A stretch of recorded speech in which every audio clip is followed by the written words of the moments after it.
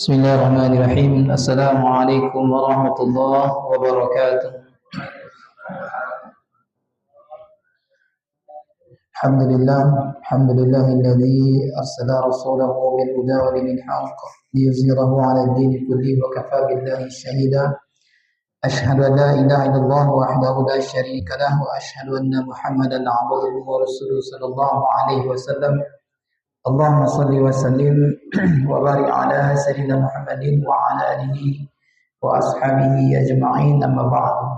Alhamdulillah, Bapak Ibu-ibu saudara kami jamaah wirid yang dirahmati Allah, mari kembali kita bersyukur kehadirat Allah Subhanahu wa taala. Dengan izin dan rahmat Allah kita dikumpulkan di masjid yang mulia ini dalam rangka beribadah kepada Allah sekaligus kita menuntut ilmu. Mudah-mudahan kegiatan kita diberkahi dan dirahmati Allah Subhanahu wa taala hendaknya. Salat dan salam senantiasa kita doakan kepada Allah, semoga selalu tercurah kepada Rasulullah sallallahu alaihi wasallam. Mudah-mudahan dengan kita berselawat kepada beliau dan kita mengikuti sunnah beliau, insyaallah di yaumul qiyamah nanti kita mendapatkan syafaat dari Rasulullah sallallahu alaihi wasallam.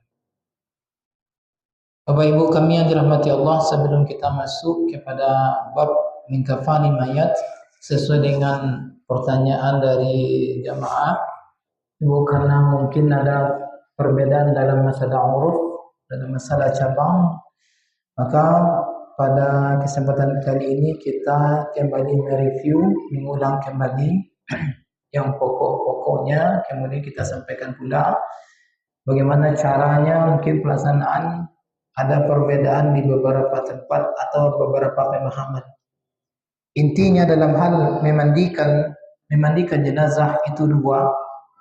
Yang pertama membersihkan kotorannya, ya Pak, membersihkan kotorannya, ya kan, badannya, kemudian kotoran yang ada dalam perutnya distinja, kemudian memastikan seluruh tubuh mayat ini, jenazah ini dibasahi dengan air kita. Soalnya dua itu sih pokoknya. Jika dibersihkan kotorannya dan istilahnya itu samanya kita mandi lai basah badannya saja. Sebenarnya itu sudah selesai. Kemudian ada pula kesimpulan dari beberapa ulama, sebenarnya dalam memandikan mayat itu ada tiga hal. Yang pertama membersihkan, yang kedua mengharumkan, yang ketiga mengawetkan. Membersihkan dengan kita mengistinjakan tadi, kemudian mengharumkan, itulah air yang dicampur dengan sabun, Ibu, kita sabuni, atau air yang dicampur dengan bidara. Kemudian mengawetkan, itulah air yang dicampur dengan kapur. Ibu, bisa dengan 1 kali bilasan, 3 bilasan, 5 bilasan. Adapun cara yang sempurnanya di sini terdapat juga beberapa perbedaan. Yang pertama, ya kan, ini tidak ada perbedaan di sini, Pak. Pekerjaan awalnya adalah mengeluarkan kotoran si jenazah. Didudukan, Ibu, dimiringkan 45 derajat, kemudian ditekan-tekan. Itu disunahkan ditekan dengan ibu jari sebelah kiri, ibu jari kiri kita. Kemudian baru diistinjakan, ya kan, diistinjakan. Kemudian barulah di sini terdapat perbedaan. Ada yang mengatakan pertama disiramkan anggota wudhu, tapi belum diwudukan. Disiramkan anggota wudhu, kepalanya, tangannya, kakinya. Kemudian barulah di apa namanya itu, dibersihkan badannya dengan sabun itu, atau yang jelek itu pakai alih tangan, jangan sampai langsung dengan telapak tangan. Jadi ku intinya Pak, pakai alih tangan. Kalau tidak pakai sarung tangan, kalau tidak pakai kain gitu, ya kan? Seralah mbak caronya kan macam-macam tuh, kalau orang di rumah sakit pakai sarung tangan dari batu kulitah, ya kan? Setelah itu barulah dibilas. Dibilas temuju air beso, kemudian dengan air yang bercampur dengan bidara, ya kan? Kemudian barulah dengan air kapur terakhirnya. Adapun kita bersihkan itu, ada beberapa pendapat di sini. Yang pertama, selesaikan yang kanan terlebih dahulu. Bagian kanan bagian kanan dan di bawah. Yang kedua, selesaikan bagian atas dulu. Yang kanan dulu, yang kiri siatu dimiringkan. Jadi diselesaikan, dibersihkan yang kanan, dimiringkan lagi, dibersihkan yang kiri bagian bawah. Kemudian baru dibilas. Ya Bu, dibilas, disiramkan dengan air, bisa dengan 1 kali, 3 kali, 5 kali bilasan sampai kita yakin itu bersih. Adapun pertanyaan kemarin, bagaimana kalau setelah dimandikan itu diistinjakan? Ya kan? Di sini sudah kami konsultasi dengan Ustaz Zul. Rupanya kata beliau bukan ditekan lagi Ustaz, tapi sekedar anamu itu kain penutup ya nak kunci kunci. Las-las saya sadonya baru pakai kunci. Di sini sebenarnya Bapak Ibu, kain itu tidak wajib. Ada pula di satu daerah itu sekedar ditutupi dengan kapas, ya kan? Kumpulan deburnya. Jadi itu mungkin masalah kebiasaan saja, dan jadi intinya dibersihan dari hadas dan najisnya, kemudian disiramkan air ke tubuhnya sehingga kita yakin tidak ada bagian tubuh yang tidak terkena air, dan itu sebenarnya sudah cukup. Ya sebenarnya Bapak Ibu, kalau ada pihak keluarga dan mapulah cewek kau anak pandai dong, itu sih inti sebenarnya. Itu sih intinya. Kira-kira mungkin pertanyaan kemarin sudah bisa kita jawab seluruhnya. Dan itu sudah kami bawa ke Pak Muzakarah. Kemudian ada pula cara memandikannya. Setelah diistinjakan, ya Bu, dikeluarkan kotorannya, diistinjakan, kemudian diwudukan sebagaimana wudu sholat. Ini juga banyak pendapat ulama, diwudukan sebagaimana wudu sholat, kemudian baru disabuni. Kemudian baru dibilas dengan air biasa, dengan air yang dicampur dengan daun bidara, ya kan? Kemudian baru terakhir dengan air yang bercampur dengan air kapur, ya Bu. Itu untuk membersihkan, mewangikan, mengawetkan, dan itu sudah selesai. Kira-kira. Sekarang kita masuk kepada bab berikutnya Bapak Ibu yang dirahmati Allah, mengenai mengkafani mayat ini. Ini sesuai dengan apa yang disampaikan oleh Nabi sallallahu alaihi wasallam, "Idza kafana ahadukum akhahu falyahsin kafana." Jika apabila salah seorang di antara kalian mengkafani saudaranya, maka hendaklah memperbagus kafannya. Dan cari kain kafan yang murah-murah saja. Itu kebiasaan awal. Nana 7.000 meter, 2.000 nanti TV saya. Kadang bidangnya ketek. Sebenarnya carilah yang terbaik, sebagaimana disampaikan oleh Nabi Sallallahu Alaihi Wasallam. Yang bersih lah, yang tebal dan menutupi tubuh jenazah. Sebenarnya Bapak Ibu yang dirahmati Allah, mengenai pengkafanan ini syaratnya cuma satu, tertutup seluruh tubuh si jenazah, selesai. Tertutup seluruh tubuh si jenazah. Ini kok ada nampaknya misalnya pola cara iwak, Tidak, macam mana? Istilah dia apa? Bungkus bentang kan bungkus. Kini kabarnya ada kain kafanku yang lebih lebar pak. Ya bu, lebar dan tebal sehingga bisa satu helai saja menutupi seluruhnya dan tidak tembus pandang. Di kami lu sebut itu dia. Ibu anak, ya. Itu kan memudahkan kita tuh, sehingga kita tidak was-was bahasa Arabnya bahasa Arab tidak.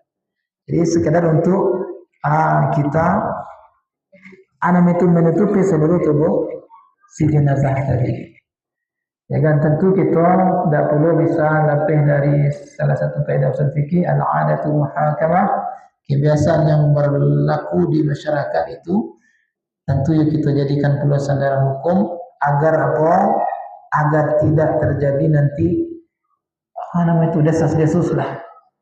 Dia tidak puas doh, dia tidak ikut. Cuman intinya itu lah tabungkunya selesai. Ya bu, cuma kini kan kita bahas belum bagaimana masalah kebiasaan dalam kehidupan sehari-hari. Bapak Ibu kami yang dirahmati Allah, di kita mengkafani jenazah ini hendaknya di tempat yang tertutup, semua memandikan. Karena ada pernah kami temui itu dibawa ke dalam masjid, cari saya ada orang banyak. Ini tidak benar Pak. Ya kan, lain kadang ditutup jika menyingkirkan dari kawan. Penasarannya, apa yang dia? Ya nak, jadi di tempat yang tertutup. Jangan sampai nampak sesuai dengan alasan kenapa harus ditutup supaya dan ada bekoko airnya, mungkin tubuhnya yang tersayat, atau mungkin nama tua, atau mungkin ini itu dan lain sebagainya, ya kan, sehingga menimbulkan fitnah, pergunjingan dan lain sebagainya, itu kita hindari. Sehingga di tempat yang tertutup. Kemudian kain kafan yang dipakai itu sebaiknya ini diambilkan dari harta si mayat. Ya bu, diambilkan dari harta si mayat. Baru kok ada orang dan kamantan tuh. Baca itu, terima tak? Terima saya.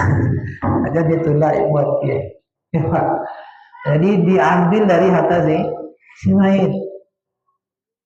Ikutnya kita pakai Pak. Istilah itu kan pakaian terakhir awak di dunia itu.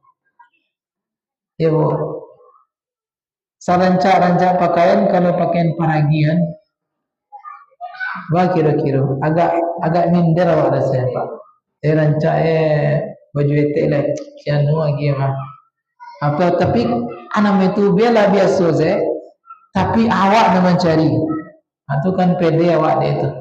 Begitu, ya bu.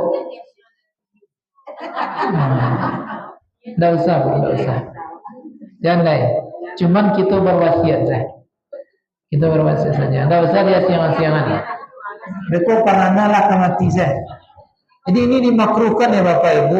Ketika kita mempersiapkan kain kafannya, bahkan ada pula tuh beberapa orang dengan prinsipnya dan lain sebagainya. Tidak tahu loh kami dari ilmunya. Lalu kali kubur tu ini Pak. Lalu kali kubur. Tanya, kau kuburin tolong kali kau mati tinggal masuk aja lagi. Tak semudah itu Bapak Ibu. Kan kita lah merasa tuh kalau meninggal ada musyawarah tu nak. Aduh Pak. Ajan pandai-pandai saja kali kubur suram. Aku masuk suram. Ya, itu dimakruhkan Bu. Tidak usah. Ya kan? Sebelum dilanjutkan gerak kami nanti tadi kita Ustaz kan sudah dimandikan tadi itu terakhir duduk dulu baru terakhir dia kemana yang terakhir dulu. Ya kan sudah kami sampaikan ada beberapa perbedaan. Jadi kita istilahnya itu tidak akan itu harus mereka tidak. Jadi kita menghargai perbedaan. Jadi ada yang diwudukan dulu baru dimandikan, ada yang dimandikan dulu baru diwudukan. Dengan catatan sebelum dimandikan itu dibersihkan anggota wudhu yang empat tubuh. Ya kan, kepala, wajah, tangan dan kaki walaupun belum akan diwudukan. Iya.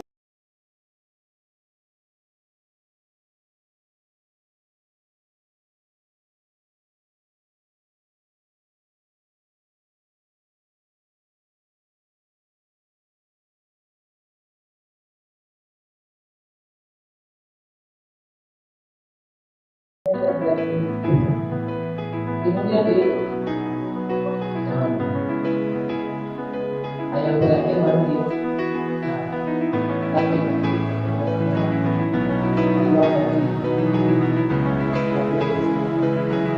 Kemudian di juga itu memiliki apa?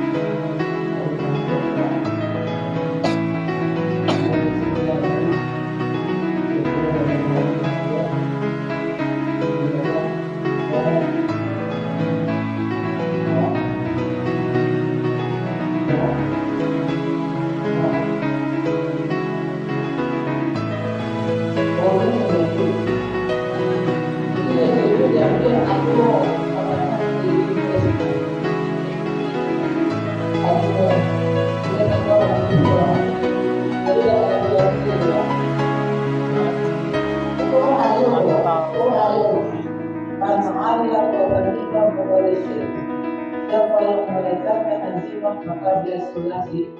Jadi sementara kalau kita sendiri dengan menaungan